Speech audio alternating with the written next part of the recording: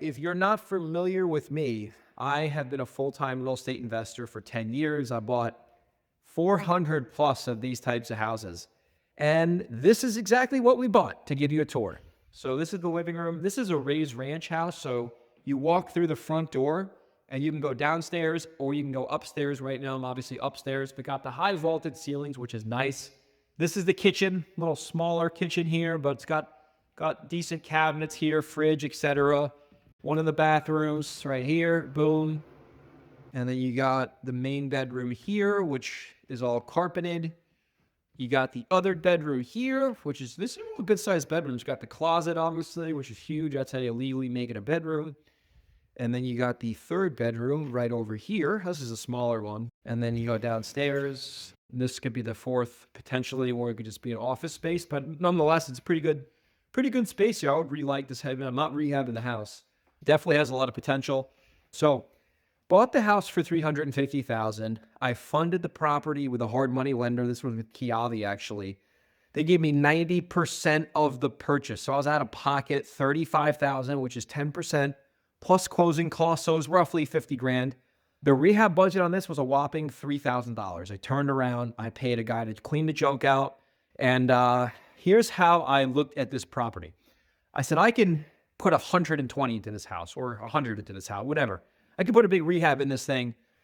Probably get somewhere in the upper sixes, maybe the lower sevens. Don't think, though, that I want to do that because I looked at the numbers and I'm like, all right, I could do that and get permits and do a big rehab project. Maybe make a little bit more, but I'm going to have to wait like 6 to 9 months to get paid on the sale, right? And that's if it sells quickly, which usually around here things do sell quickly.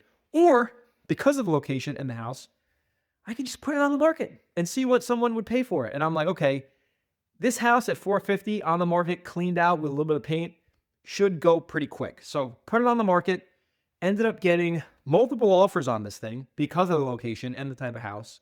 And right now, we have a contract out to a buyer at 465 completely as is. But my guess on this is probably, if it sells and everything goes according to plan, $60,000 to $75,000 profit after all expenses on this property. And that's great considering didn't take a rehab to do this one, right? So what are the lessons you can learn from this that you can apply in your business so you can make more money in the house flipping business? And number one, you don't have to rehab everything, right? We're not in the business of making houses really nice and doing all this HGTV stuff. We're in the business of buying properties and selling properties. And sometimes we buy and sell properties with a big rehab because that's what makes sense. Sometimes we buy and sell properties with no rehab because that might make the most sense. So don't look at your business as you have to rehab everything, right? You don't have to rehab everything. If you can buy a property at a discount of the as-is value and still sell it at a good price and make a good margin, you're probably better off doing that most of the time than you are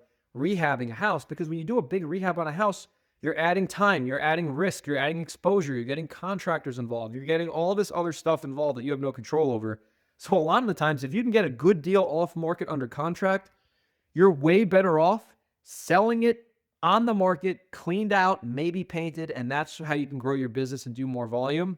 Lesson number 2, be picky where you buy, right? I am very picky on the houses that I actually take down. They got to be in good locations and they got to be good assets.